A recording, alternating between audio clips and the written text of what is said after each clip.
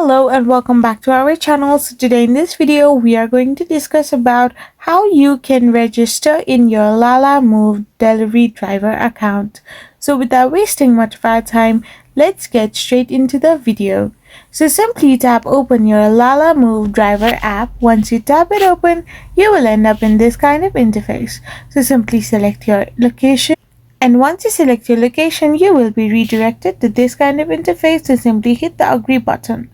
After this, tap on next, and now all you need to do is simply type in your mobile phone number and password if you are going to log in into your account. However, as you are registering and applying as a driver, simply tap on register.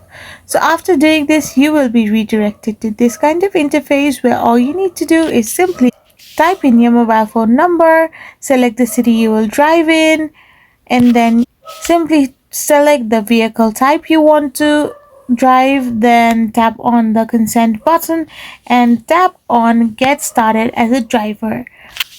So after doing this and following the on-screen prompts, you can simply be registered or you can simply apply as a driver in Lalamove. I hope you found this video helpful, so don't forget to hit that subscribe button and do give us a thumbs up. We will be back again with more interesting videos. Thank you for watching.